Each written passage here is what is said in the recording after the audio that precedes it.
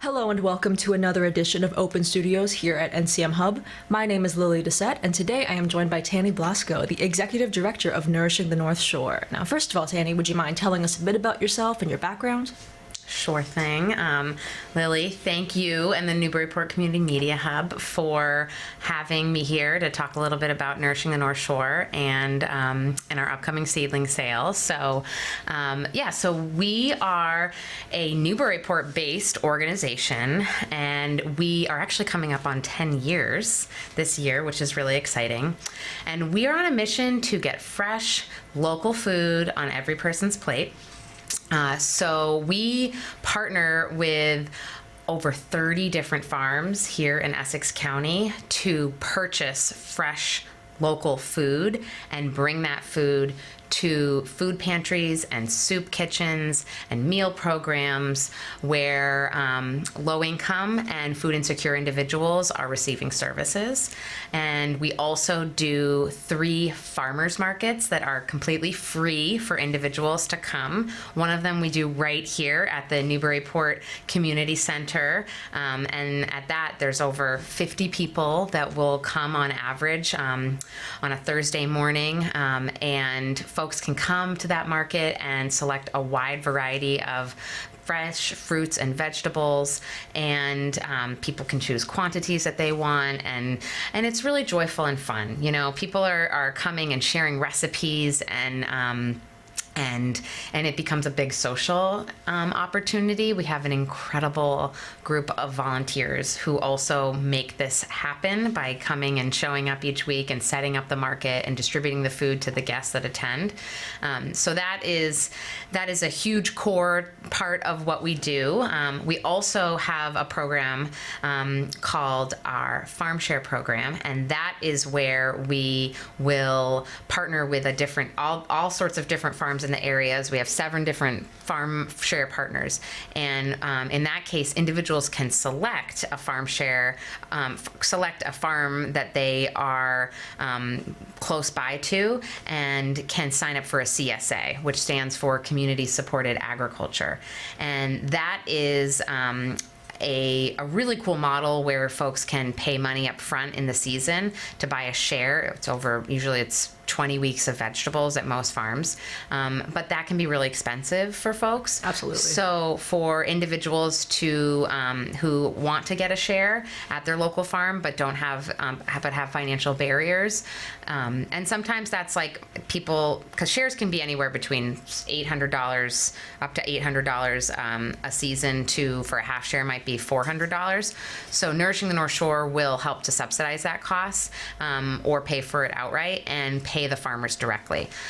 We have really moved our model in the last three years to paying farmers for the food. We used to do a lot of gleaning and organizing and getting donated produce. But as we've grown as an organization and had increased fundraising capacity, we've really tried to prioritize purchasing food directly from farms, because we know that farmland loss is a really, really huge challenge in our region. Essex County was actually the county in Massachusetts that lost the most amount of farmland in one of the most recent agricultural censuses. So if we don't support farms, then they're going to disappear. And so it's a dual mission for us. Like, in addition to making sure that food insecure individuals in our community have access to fresh food, we also want to make sure that the farmers who are growing that food can have a thriving and sustainable business. Absolutely. I think that's an incredible mission you guys have. And I really liked how you touched on the community building aspect of these farmers markets and farm shares.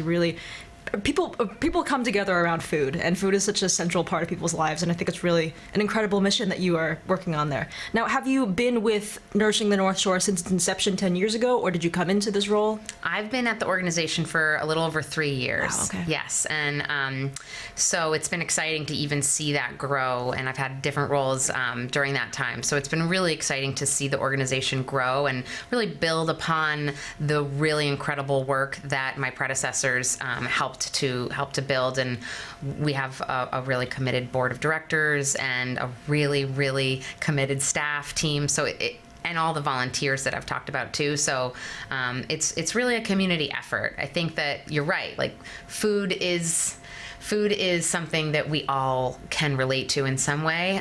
We all have to eat to live, right? And it can be very personal. There's so much cultural, familial aspects to making food and sharing food together. And so when we think about, how maybe we don't agree on all things, right? Like these are some wild times we're in. Absolutely. But we can all agree that that food is really important, and that we want to support our local economy. And so this is an organization that I think is really tapping into those things that are really important. Definitely, yeah. So can you tell me a bit more about the beginning of Nourishing the North Shore and how it's evolved? You mentioned a little bit about its growth over the last 3 years, but do you have a picture of what's happened since the beginning 10 years ago? Yeah, sure, yeah. So it started as a garden plot, actually, where there was a spot at a local church in Newbury, and so it started with that plot, and there was some food that was grown there, but it was also the founding members of the organization were actually tied to the YWCA and the City of Newburyport Health Department. And so there were 3 women that helped found it. And so they really identified this need because they saw that, although we have an incredible network of hunger relief organizations, and by that I mean food pantries and meal programs in the region, there's often a lack of fresh food available, and especially infrastructure to properly store that. So that is where Nourishing really came from, is, okay, well, we have all these farms in the region, and there was a lot of personal connections and personal networks with some of the original staff and that were farmers themselves. And so we were able to make connections with farmers that had excess food that they wanted to give to people who need it, because I think a lot of the farmers that we work with, it's a shared value. In addition to loving growing food, I think a lot of the farmers that we work with want to make sure that everyone has access to that high quality produce that they grow. And the reality is it's expensive, right? It's really expensive to eat well. Mm-hmm. And so when someone is going through a difficult time, a lot of the folks that come to our markets, or even go to Pet and Gill House or Newbury Food Pantry or Our Neighbor's Table, which are some of our partners, this isn't forever for a lot of people. This is somebody that had a really expensive healthcare bill that they weren't expecting, or electricity costs, or childcare, right? It's so expensive, especially to live in this region of northeastern Essex County. And so it really came out of making sure that folks have that access in a dignified way. Absolutely. Regardless of anyone's circumstance, everyone deserves the right to healthy food reliably and consistently. So I think that's really incredible what you guys are doing. So can you tell me a bit about what this milestone of 10 years means to you, and what kind of impact you've seen Nourishing the North Shore have on this community? Sure, yeah. So there has been a lot of growth and change in the last 2 to 3 years since I've been there. And one of the things is financial capital to be able to purchase more food. So we received a grant from the USDA that was administered through the Massachusetts Department of Agriculture, and that was called the Local Food Assistance Purchase Program, LFPA. And that allowed us to increase our distribution of food by 55% last year. Wow. So we moved over 70,000 pounds of fresh food, and we were able to, and that's over 280,000 servings. And so we're really proud to have built that capacity. And The other thing that is really interesting and happening simultaneously is we're a member of the Lower Merrimack Valley Food Coalition, and that is a network of different hunger relief organizations in our region here, and we all operate out of the Food Hub in Salisbury on Bridge Street that's newly built, and so having that facility to be able to store more food, refrigeration, freezer space, and to be able to distribute to partners in an efficient way, it's been a game changer for us to be able to spend more time sourcing food and fundraising and to just grow our capacity. So having both the capital to be able to grow and the infrastructure needed to scale at that same level has been really exciting. And so that's been from what was a really kind of like volunteer run, scrappy, very, very, very passionate and dedicated, but to being a really sophisticated operation with over 50 volunteers and online ordering and online signups, to be able to meet that growing need. There is 1 in 3 adults here in Essex County that currently face food insecurity. So unfortunately, we know that we have to keep innovating and keep meeting that need. And a challenge that has come up most recently is that the USDA cut our grant. So it was terminated in March, which is, significant for us. That was over $180,000 that we had received through that grant. So that being said, we have planned for it, and I have, diverse revenue streams that we're working to build up and try to fill that gap. Everything from business sponsors to individual donations to expanding our relationships with different foundations. But it really does take a community, because I know a lot of different organizations in different industries are also facing those same cuts from the federal government. Yes, definitely a challenging time right now. So because your network is so broad and you work across 10 different towns and communities, can you tell me a bit about how you adapt your programs to meet individual community needs? Sure, yeah. Let's see. So thinking about our different programs, we work really, really closely with each of the council on agings to accommodate, the schedules of their operations and programming, so we can piggyback off of what are things that are already happening. For example, here on Thursdays, we do it in the morning to be able to, so people would come to the market, get their vegetables, and then there's also a free community meal that's also served here at the same time. Because there's already, when there's already buses that are picking people up and bringing people to the market, we don't want to be inefficient with the limited resources that are available. So that's one way I think is really meeting each of the different organizations where they're at, and then preferences of veggies, right? Preferences of food, talk about culture and talk about that personal element of it. So we take surveys every year with our participants to make sure that we can get that feedback. Is the food, are the varieties what you want? Is there too much kale? Maybe. I love kale. So. I love kale, yeah. And trying to make sure that we can then take that information, take that data, and then bring it back to our farmers when we put together annual agreements to be able to say, hey, we would love to buy, X amount of lettuce from you because we know it's really popular. We know that it's going to consistently be something that people select at the market.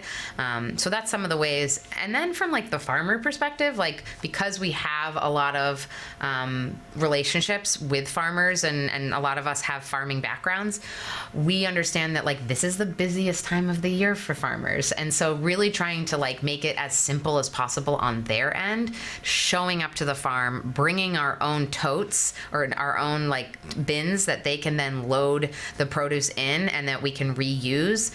That's one way that we've heard from our farm partners is really, really helpful, so that they don't have to They don't have to deliver that food if we're able to come and get it, or if we're able to use some of those materials that we have to be able to package it and bring it to the different organizations that we bring it to. Yeah. Speaking of showing up and doing the work yourself, I love that you came in here hands dirty straight from the farm. I love that the executive director of this foundation is there getting their hands dirty. Yeah. What's in season right now? What kinds of things are these farmers growing? Yeah, so I want to make a distinction that the farmers are primarily the ones growing the food that we then distribute to food pantries and soup kitchens. But we are thrilled to be able to do a seedling sale each year in our community. I think this is going to be like our 6th year doing the seedling sale.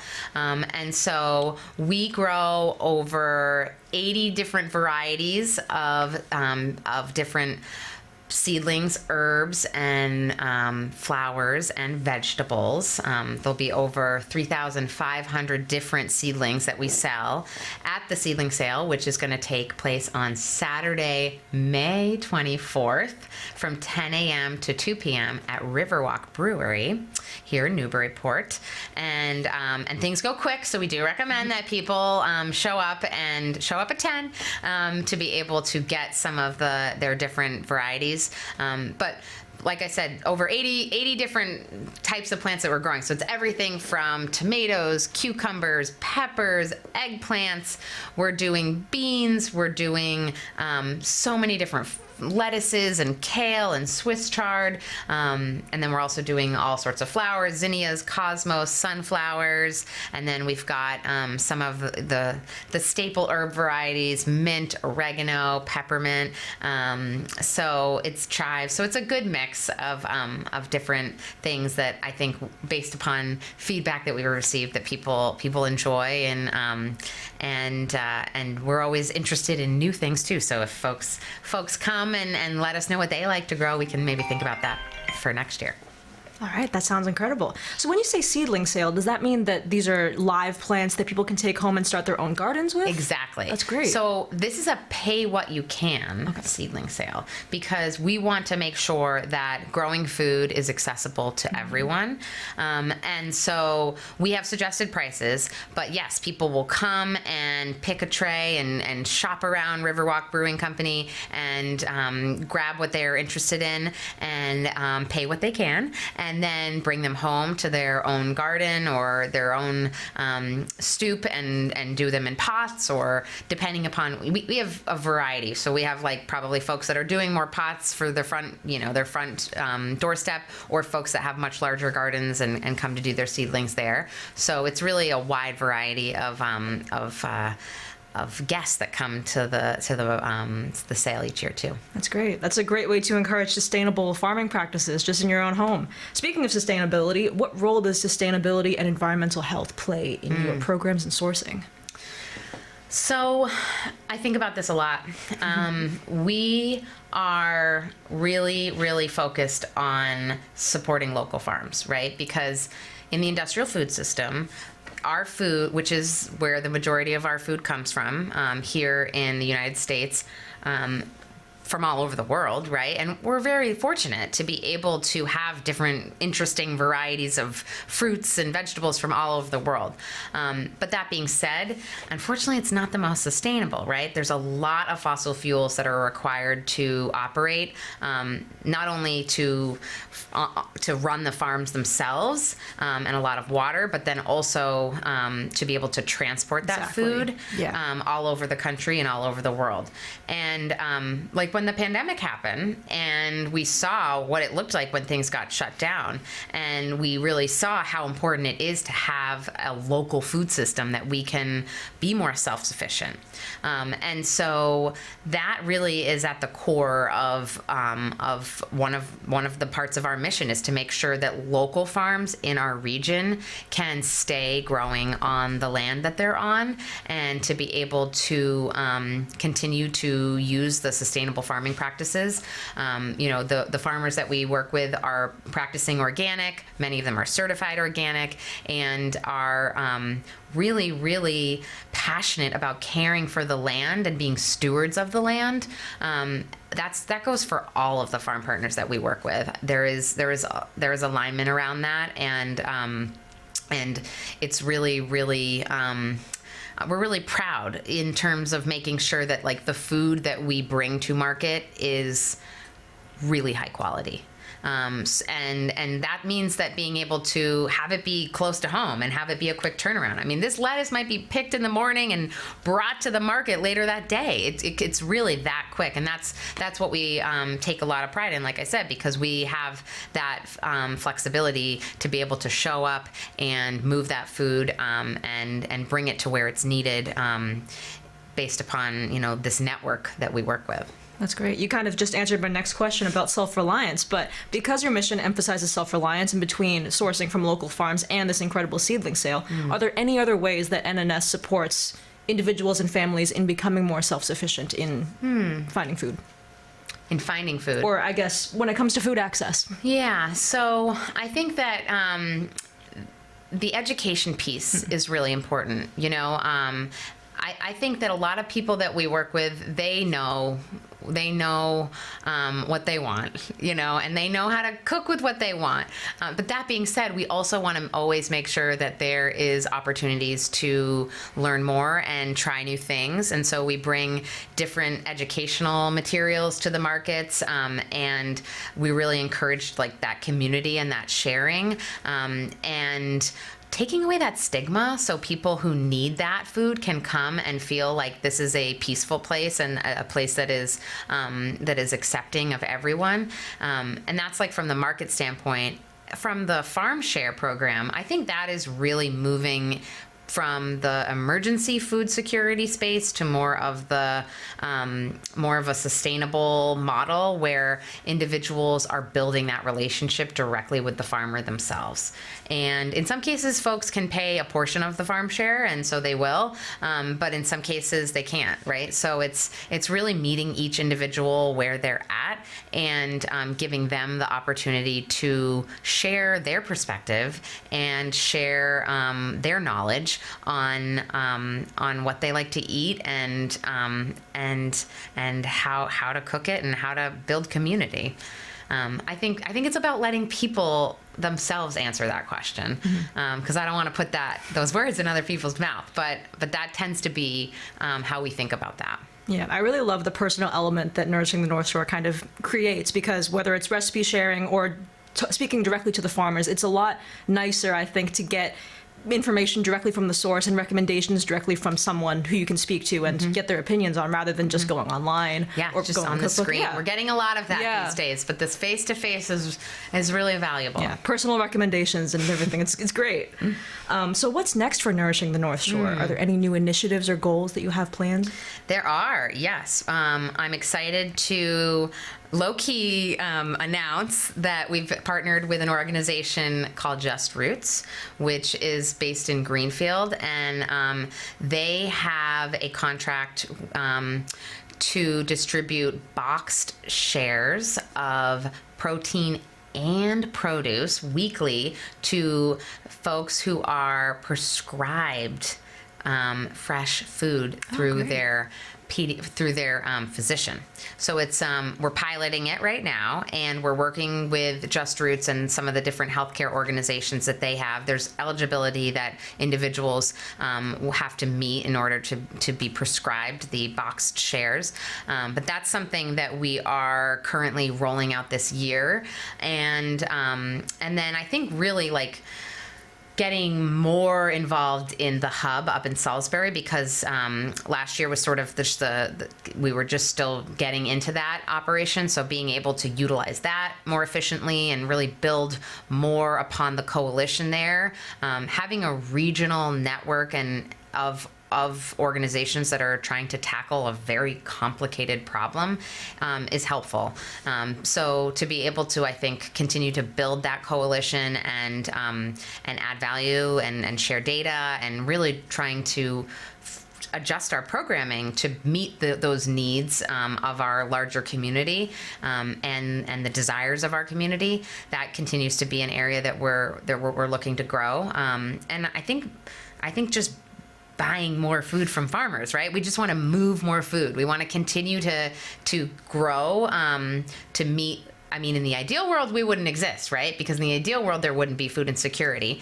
But because of the current need, like, we have to keep growing. We have to be able to keep supporting the local farms and to continue to bring that food to the folks that are unfortunately experiencing, some difficult times. Absolutely. So besides the seedling sale on May 24th from 10 to 2, are there any other events coming up? We have an event that will be taking place in September, a sunset soiree. It's going to be a farm-to-table dinner. So we'll be announcing more about that. That's going to take place September 25th. It's a Thursday at the Bradstreet Farm in Rowley. So that'll be coming up. But before then, our veg out markets, our free farmers markets, are going to be kicking off in June and July and August. We also partner with Heritage House to do curated senior shares for some of the folks that reside at the Heritage House community, which is for subsidized housing for older adults. So really, we're ramping up programming right now and trying to sustain the huge growth that we just experienced in the last couple years. That's great. So if community members want to get involved and contribute to this huge growth and support your mission, how can they get involved? Visit our website at www.nourishingthenorthshore.org. Maybe you can link it in the notes. Will do. And yeah, there's a lot of different ways to get involved. Whether to make an individual donation, tax deductible, you can do that on our website. You can sign up to volunteer on our website. There's a lot of amazing people that have been coming to our seating sessions and coming to our different volunteers. It's a really great way to meet people that are interested in maybe some of the same stuff you're interested in, and to get your hands dirty and to talk with other people. So we have different opportunities throughout the year that folks can get involved in. We also are always reaching out to businesses who are interested in becoming an annual sponsor. And so that's another opportunity to get involved and just helping to spread the word, right? I think like follow us on social media. We have an Instagram and a Facebook, and checking out our website and seeing if there's anything on there that you might find interesting and to share with other community members. That's great. I definitely think flexibility and this unique network that you've built is the greatest asset of Nourishing the North Shore. It really allows you to do a lot of different things and adapt to different communities as they need. It's fantastic. So to close out this interview, I'll ask, what do you wish more people understood about food insecurity on the North Shore? Thank you for that question. I think the North Shore is often perceived as a really wealthy area, right? And it is a really special place to live. I grew up here. I grew up in Ipswich, and I left, and then I came back. And I think, like, even now coming back here, I just appreciate it so much more than I did when I was a kid. And so a lot of people want to live here, and it's expensive, right? Housing is expensive, childcare is expensive, fuel is expensive, and we don't know what individuals are going through. So I think there's a lot of assumption about what is food insecurity and what does that look like, and who, how old are you, and what is, and are they working, and a lot of that is it's not what it appears to be. I think a lot of that is folks who are working really hard to support themselves and their family, and may have been going through a tough time. And so to be able to kind of look at our own biases and sort of try and kind of look at it from a new lens, and to bring some empathy and humanity to this really like difficult issue, right? And to bring joy. Because when we do come together and we're giving out vegetables to people and talking about what they made last week and trying kale, like, did you bake it? Did you put salt and pepper on it with olive oil, whatever? There's a lot of ways to just try new things and see, hey, I really like that. So I think for me personally, continuing to look at that issue and see how can we think about that in a new way, and how can we come together and do our best to build a strong and resilient and more equitable local food system. Great. That's a great answer. Well, thank you so much to Tany Blasko, Executive Director of Nourishing the North Shore, for coming in today. It was great to get your insight on this. For our viewers, events coming up are the May 24th seedling sale at Riverwalk Brewery from 10 a.m. to 2 p.m. Make sure to check out Nourishing the North Shore website, and thanks for watching. Thanks, Lily.